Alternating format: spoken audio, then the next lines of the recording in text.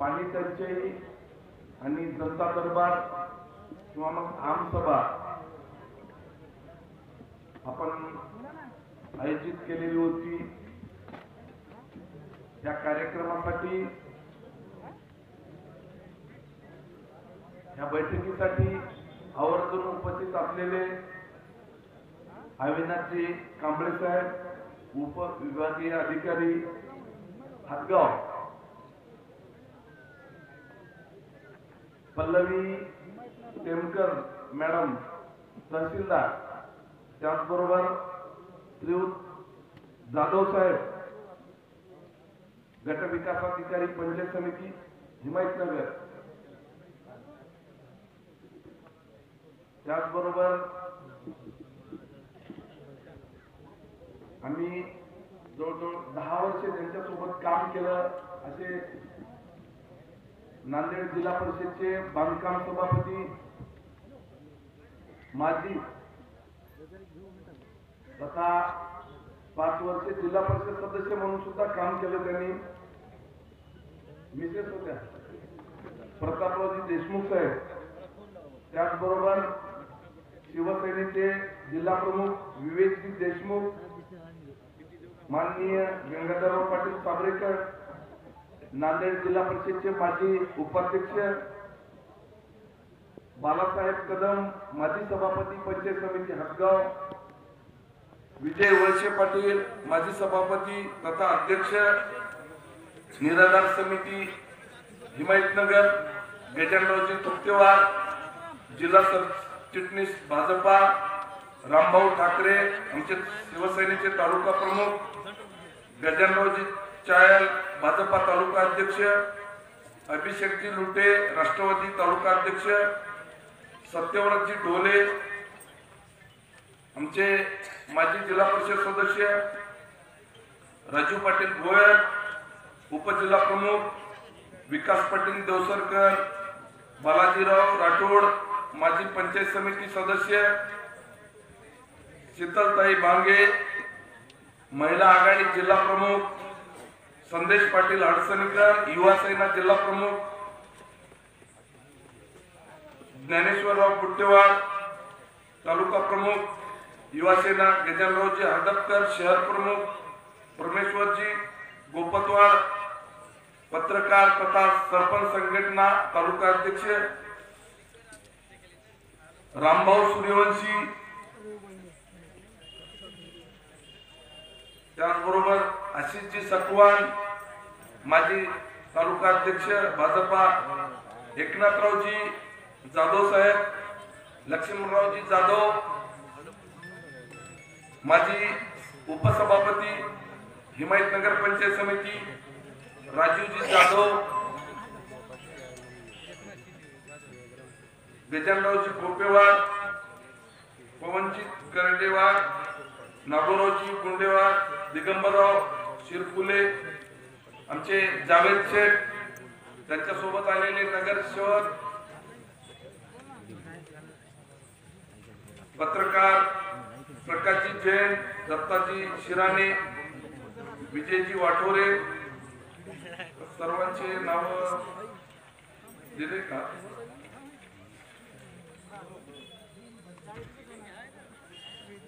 आदरणीय व्यासपीठ, सर्व विभागाचे एचओडी,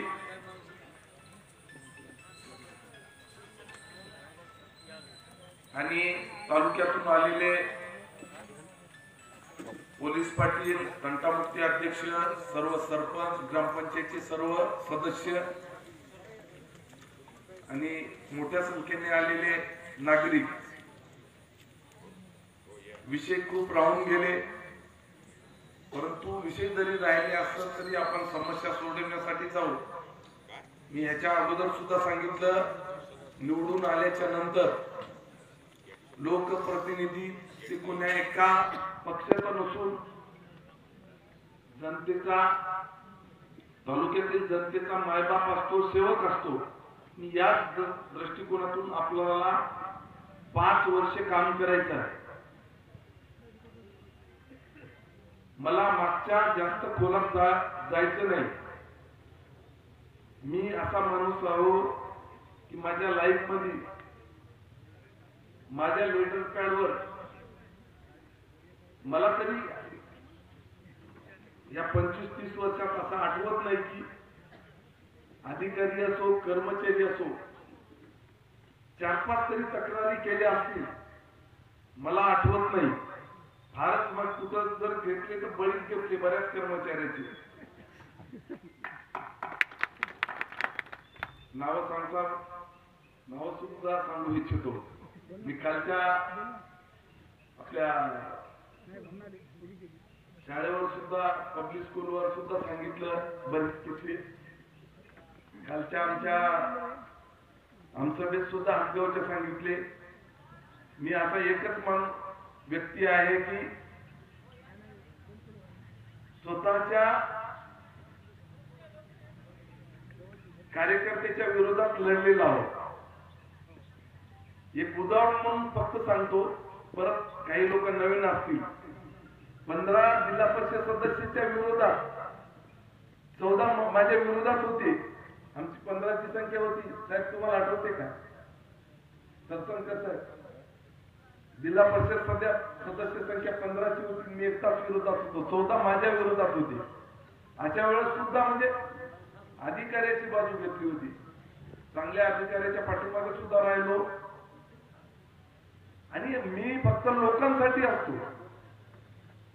लोकांची कामं झाली पाहिजे, लोकांना नाहक त्रास न झाला पाहिजे. मागे काय झालं मला माहित नाही, परंतु ह्याच्या पुढं अधिकाऱ्याला विनंती करून सांगतो एकदा. आणि आता विनंती करायचं, मागचं माफ केल्यामुळे आता विनंती करायचा विषय राहिला नाही. आता नाहक ग्रामीण भागातल्या लोकांना ज्या काही आपल्याकडे समस्या घेऊन येतात त्यांना त्रास द्यायचा नाही. आणि माझ्याकडे तक्रार जर आली तर मी त्यांना कधीच सोडलं नाही. एकदा एखाद्याच्या मागे लागलो 100% त्याचा बळी गेला म्हणून समजा. माझ्याकडे तडजोड नसते. मग ते किती कोणी जवळचे हो का. मॅडम, दुसरा एक विषय आहे महत्वाचा. ह्या तालुक्यातल्या जेवढ्या शेतकऱ्यासाठी बांधण रस्ते आहेत, जिथं पुढं अडचणी आली ते पोलीस अधिकारी निरीक्षक आहेत आपल्या. तुमचं नाव राहिले घ्यायचं. तरी सुद्धा मी पोलीस प्रशासनाला सोबत घेऊन जिथं जिथं पांढर रस्ते शेतकऱ्यासाठी, बऱ्याच ठिकाणी आपण बघतो सोयाबीन आदेश शेतात आहे आणि एखादा शेतकरी त्याची अडवणूक करायला आहे रस्त्याची, तर अशा ठिकाणी मी सुरुवात केलेली आहे. एका रस्त्यावर कालच आम्ही 9 कोटी रुपये दिले होते मागच्या, आणि एका शेतकऱ्यानंच अडवलं. 2 वर्षापासून आम्ही प्रयत्न करायलो, परंतु त्यावेळेस आपल्या हातात काही नव्हतं. संधी आल्यावर सोडायचं नसते. आणि एखाद्या शेतकऱ्यामुळे नाहक दुसऱ्या शेतकऱ्याला अडचण होत असते. रस्ता हे शेतीसाठी खूप महत्वाचा आहे. असं जर कोणी अडचण आणत असेल तर आपल्या स्तरावरून कार्यवाही करून पोलीस यंत्रणेसह त्यांच्यावर ऍक्शन घेतल्या जाईल. किती माझ्या जवळचा असो का दूरचा असो, कोण नाराज होईल किंवा कोण जवळ येईल याचं मी कधीच बघितलेलं नाही. त्याच्यामुळं आणि नाहक आपण सुद्धा तक्रारी करायची नाही. जे रस्ते रेकॉर्डला आहेत किंवा जे रस्ते वहिवाटीचे आहेत, जे शिवरस्ते आहेत, तक्रार म्हणून कोणी करू नका. आमच्या सुद्धा लक्षात येते. तुमचं आमचं बनत नसल्यामध्ये गावात 2 पार्ट्या असतात.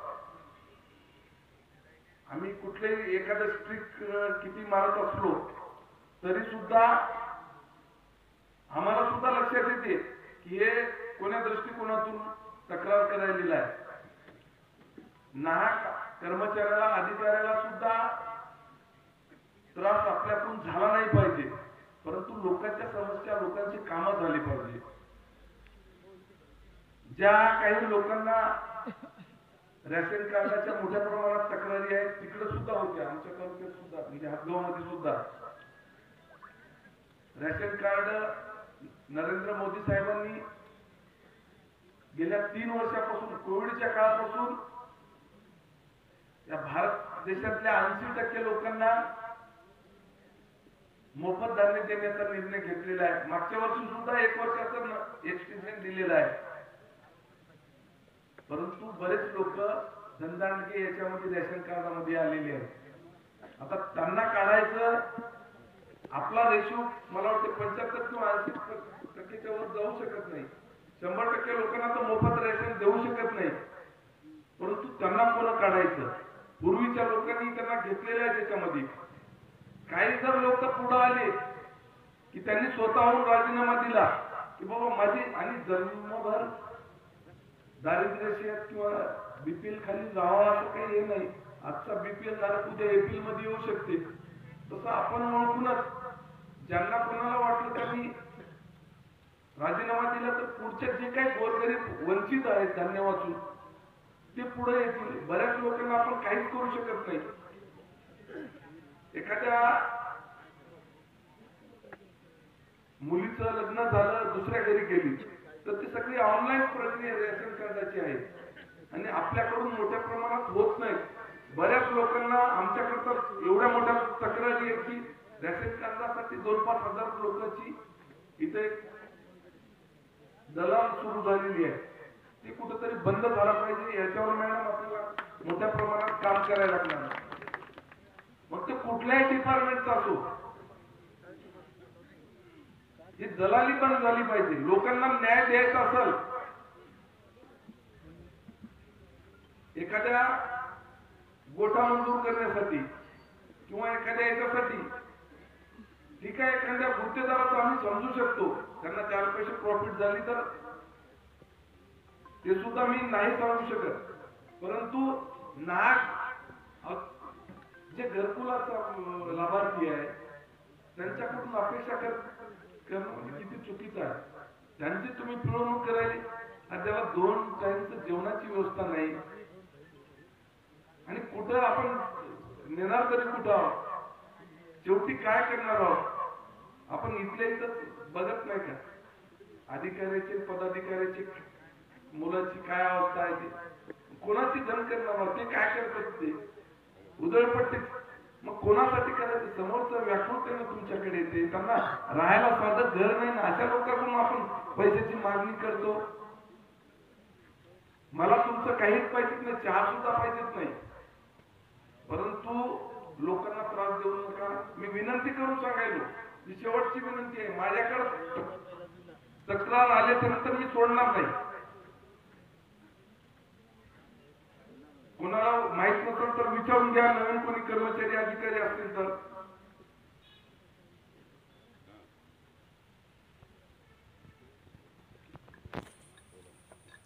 मागचा घाण कचरा आपल्याला इथली साफ करायची आहे. लोकांनी फार मोठी आपल्यावर जबाबदारी टाकलेली आहे आणि ती सर्व तुमच्या सहकार्यातून. मला ठीक आहे, कोणी काही काम असते, 1-2 तास ऑफिस सोडून गेला असेल, मी समजू शकतो, परंतु काम महत्वाचं आहे ना. सकाळ 10 वाजल्यापासून 5 वाजेपर्यंत आपण काम केलं म्हणजे बसून राहिलं म्हणजे हे काय रिझल्ट दिले जात नाही. काम करणाऱ्या व्यक्तीला 2-5 घंटे जरी आपण ऑफिस मध्ये थांबलो तरी खूप काम करता येते. दररोजच्या दररोज आपण जर टेबलवर बसलो तर लोकांच्या समस्या सगळ्या संपूर्ण सुटून जातील. फावल्या टाइममध्ये समजा तुम्ही वेळेच्या अगोदर जरी गेलं तरी आमचं काही म्हणणं नाही, पण नाहक त्या लोकांना त्रास नाही झाला पाहिजे. आणि विशेषतः करून आर्थिक दृष्ट्या याची पुरेपूर काळजी घ्या. माझ्याकडे तक्रार आल्याच्या नंतर तुम्हाला पश्चाताप करून घेण्यात काही अर्थ राहणार नाही. नाहक कोणी तक्रार केली हे सुद्धा मला समजते. आम्ही काय आताच या सामाजिक कामामध्ये उतरलेलो नाही. 25 ते 30 वर्षांमधून जनतेमध्येच काम करतो आणि मला तर एकदा पद मिळाल्याच्या नंतर आम्हाला हे पद ऐश आरामासाठी नाही पाहिजे, जनतेच्या सेवेसाठी पाहिजे. अभिमानानं सांगू इच्छितो, मागील काळामध्ये सन्माननीय आमचे माजी खासदार हेमंत भाऊ पाटील, या महाराष्ट्र राज्याचे उपमुख्यमंत्री आताचे एकनाथरावजी शिंदे साहेब, मुख्यमंत्री आताचे देवेंद्रजी फडणवीस साहेब, अजितदादा पाटील साहेब यांच्या माध्यमातून जे आम्ही गेल्या 2-2.25 वर्षामध्ये ज्या हातगाव आणि हिमायतनगर मध्ये विकास करू शकलो, ते त्यांनी समोरासमोर बसावं. जे कोणी इथले, मला कोणावर टीका करायची नाही, परंतु मी अभिमानाने सांगतो की आमचा 2.25 वर्षाचा इतिहास बघा आणि समोरच्यांचा 50 वर्षाचा सांगा. त्यांनी केलेले 50 वर्षाचा त्यांनी समोरासमोर, मी तर विधानसभेमध्ये लोकसभेमध्ये सुद्धा आवाहन केलं होतं की माझ्यावर नुसतं टीका करू नका, त्यांचे 2.25 वर्ष, त्यांचे 50 वर्ष सांगा, आमचे 2.25 वर्ष सांगतो. एका विषयाच्या संदर्भात नाही बोलत, अनेक विषय जे की मग आम्ही कोणाच्या तरी आरोग्याच्या विषयाला चर्चा करते वेळेस उत्तर दिलं. हे जे पेनगंगा प्रोजेक्ट एवढी सोपी गोष्ट नाही, असे अनेक प्रकल्प आहेत. आमच्या हातगाव बस स्टँडचा बीओटीचा प्रोजेक्ट 60 वर्षाच्या लीजवर 158 गाळे. नांदेड जिल्ह्यात 3च वन उद्यान आणले, ते फक्त आपलेच आहेत, तिन्हीला तिन्ही. सिंचनाचा प्रश्न, आणखी सुद्धा सिंचनाच्या याच्यावर मोठ्या प्रमाणात मला काम करायचं आहे. 2 नवीन लिफ्ट योजना आहेत हातगाव तालुक्यामध्ये. जे कयादू सापळी धरण रद्द झालं, त्याच गोजेगावचा आमचा जे बंधारा आहे तिथून उपसा करून परत इसापूर डॅम मध्ये ही जे कयादू नदीचं पाणी पूर्ण तेलंगणामध्ये वाहून जाते, त्याच्यावर सुद्धा काम करायचं आहे, सुरू केलेलं आहे. इथं जे ग्रामीण रुग्णालय आरएच होतं, ह्याची सुद्धा आम्ही उपजिल्हा रुग्णालय म्हणून त्याची सुद्धा ऑर्डर आणलेली आहे. असे अनेक विकासाचे आणि सिंचनाचे, रस्त्याचे विषय तुम्ही समजू शकता. एखादा पेनगंगा नदीवर नवीन पूल आपण आणू शकतो, एकाच वेळेस 7-7 ब्रिज नवीन आणून ते सगळ्याचे काम चालू होणं एवढी सोपी गोष्ट नाही. असे अनेक प्रोजेक्ट आहेत. इथं MIDCचा विषय आहे. आता मामा बोलू लागले टेंबीचे की आमच्याकडे घाण व्हायली. कोणतरी प्रश्न विचारला की इथल्या ह्याच्यामुळं ब्लास्टिंगमुळं खैरगावच्या तिकडच्या परिसरात बोर बंद व्हायले. तर मोठे MIDCचे प्रोजेक्ट आणून ह्या तालुक्याला नाव उद्योग म्हणून जी ओळख आहे ते पुसून आम्हाला उद्योगाचा तालुका म्हणून भविष्यात तुम्हाला पाहायला द्यायचा. इथं जर आपण छोटे मोठे उद्योग आणू शकलो तर आपल्या मुलाबाळांना इथं छोटे छोटे उद्योग करता येतील, मुलाबाळांना कामं मिळतील, आई वडिलांची जवळ राहून सेवा करता येईल. परवाच या महाराष्ट्राचे उद्योग मंत्री उदयजी सामंत साहेबांची आमची भेट झाली. मुख्यमंत्री साहेबांनी सुद्धा आपल्या विधानसभेच्या प्रचारार्थ घोषणा सुद्धा करून घेतली त्यांच्या तोंडातून. हातगावची फाईल एक फाईल 10 वेळेस त्रुटीमध्ये असते. एक ग्रामीण रुग्णालय 14 वेळेस त्रुटीमध्ये टाकला, पुन्हा आम्ही पूर्तता केल्या. इथं सुद्धा नगरपंचायतच्या माध्यमातून जवळजवळ हातगाव आणि हिमायतनगरला अंडरग्राउंड ड्रेनेज आणि रस्ते विकासासाठी 500 कोटी रुपये लवकरच दोन्ही तालुक्यासाठी अमृत या योजनेमधून आपल्याला मिळणार आहे. म्हणजे मंजूर करून आणणार आहोत. आम्ही प्रस्ताव सुद्धा आपला दाखल केलेला आहे. अशा अनेक विकासाच्या गोष्टी आहेत. मी सुद्धा नाहक तक्रारी करणारा माणूस नाही. लोकांनी तक्रारी केल्या तरी आम्हाला समजतं हे कशामुळे, यांचा काय तक्रारीचं कारण काय. परंतु ज्यावेळेस माझ्या निदर्शनास आलं की एखादा अधिकारी खरंच जाणून बुजून एखाद्या गावातल्या नागरिकांना, लोकांना त्रास देत असेल तर त्याची कुठल्याही परिस्थितीत गैर केली जाणार नाही.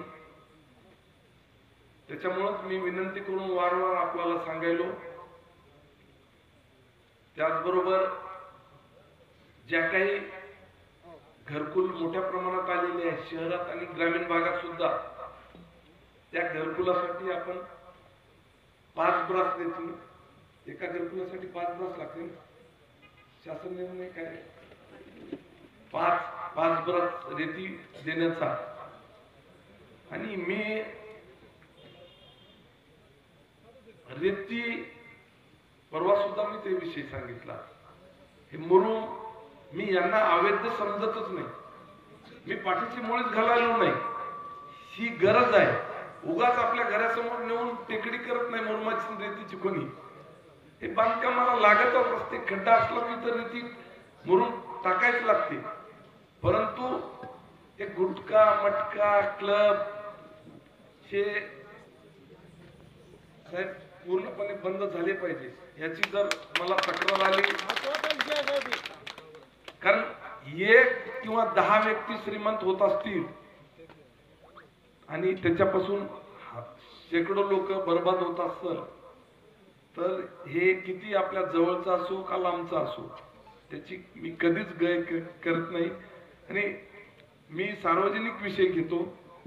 त्याच्यामुळं आपल्याला याच्यात सुद्धा कठोर निर्णय घेणं गरजेचं आहे.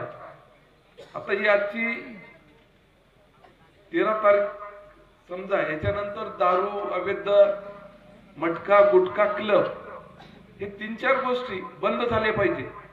रेती आणि मुरुम यांच्या मी विरोधात नाही. शासन GR काय सांगते किंवा शासन निर्णय काय आहे मॅडम, परंतु ज्या गोष्टी मला पटत नाहीत त्या मी, आमचं सरकार असो का विरोधातला असो, ज्या बोलायचं त्या मी बोलूनच दाखवतो. याच्यामध्ये बऱ्याच लोकांनी ट्रॅक्टर घेतलेले असतात. मी काय ट्रॅक्टरवाल्याची बाजू घेणार नाही, परंतु हे द्यायच लागते ना, गरजच झाली ना. उगाच आता मुरुम नेऊन आपल्या घरासमोर कोणी ढीग मारते का, ध्यान करते का. कुठंतरी कोणाचं तरी बांधकाम आहे, ठीक आहे. तुम्हाला हिमायतनगर तहसील मागच्या वर्षाचं किती उत्पन्न झालं होतं याचा आपण अंदाज काढू आणि एक मागच्या 2-3 वर्षाचा काढू. त्याच्या प्रमाणात जे काही तुम्हाला रॉयल्टीच्या स्वरूपानं किंवा जे काही उत्पन्न दाखवायला लागते त्या प्रमाणात आपण रॉयल्टीच्या माध्यमातून किंवा मग जे लोकांची वाहनं काही जप्त केले त्यांच्या माध्यमातून तुमचं जे काही टार्गेट आहे दरवर्षी प्रमाणे तेवढं तर मिळूनच जाईल ना. परंतु नाहक सुद्धा काही लोकांनी शेतीसाठी जरी ट्रॅक्टर घेतले असतील तरी आता मूळमाच्या एखाद्या घरकुलासाठी न्यायला काही हरकत नाही ना. आणि एखाद्या पहिलीच ट्रिप कोणाची असली घरकुलासाठी न्यायला आणि हे आपले तलाठी मंडळ अधिकारी बरोबर त्यांना पकडतात आणि जे राजरोसपणे रात्रंदिवस धंदा व्यवसाय सुरू करतात त्यांना सोडतात. हे चुकीचं आहे कुठंतरी.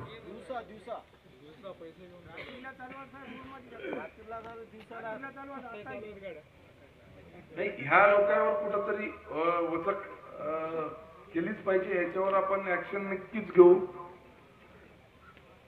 परवा मी 2 वाजेपर्यंत 8 दिवसापूर्वी IG उमाप साहेबांसोबत सुद्धा चर्चा केली याच्यावर. त्यांना सुद्धा सांगितलं की रेती आणि मुरुम GR काय सांगते, शासन निर्णय काय सांगते, याच्यापेक्षा त्यांना सुद्धा मी पटवून दिलं की हे अवैध व्यवसायामध्ये येतच नाही, कारण ही गरज झालेली आहे. जसं तुमच्या दृष्टिकोनातून एखादा ऑटो चालवणं किंवा एखादं इथून गाडी एखादी काळी पिवळी याला किनवटला जाणं अवैध आहे, परंतु आमच्या दृष्टिकोनातून त्याचा तो व्यवसाय आहे.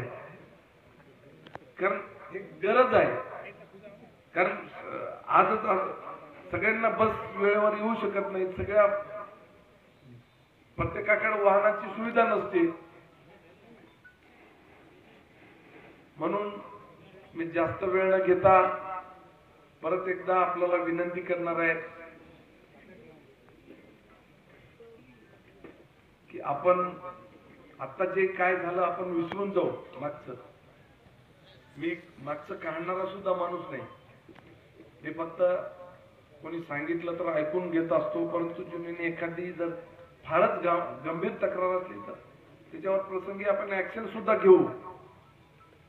परंतु इथून पुढं प्रामाणिकपणे आपल्याला जनतेसोबत जनतेचे कामं सोबत घेऊन चालायचं, जनतेला नाहक त्रास झाला नाही एवढंच या आजच्या पाणी टंचाई आणि जनता दरबार आमसभेच्या निमित्तानं सांगतो.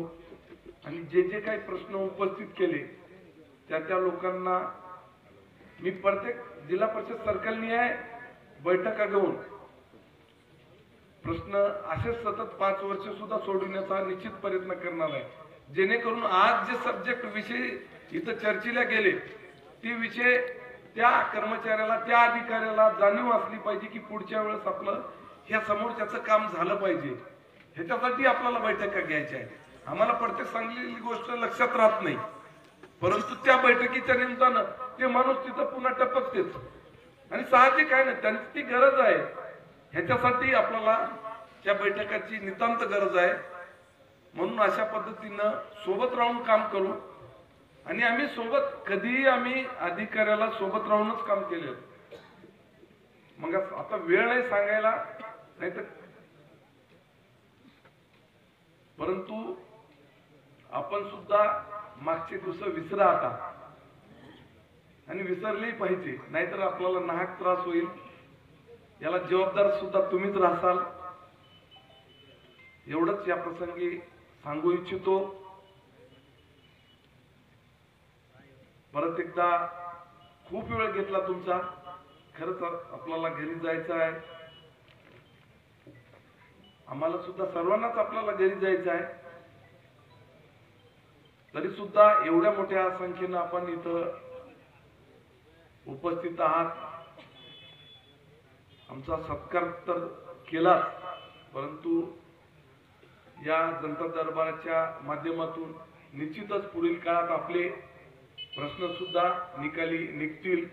सर्वच्या सर्व जरी नाही निघाले तर मी निश्चितच प्रश्न सोडवण्यासाठी तुमच्या सोबत 5 वर्ष आहे. आणि मी अगोदर सुद्धा सांगितलं की मला पक्षविरहित काम करायचं आहे. माझ्यासाठी कोण्या पक्षाचा ह्याच्यापेक्षा त्याचं काय काम किती महत्वाचं आहे याच्यावर मी जास्तीत जास्त लक्ष देणार आहे. एवढंच या प्रसंगी बोलून थांबतो. जय हिंद, जय महाराष्ट्र.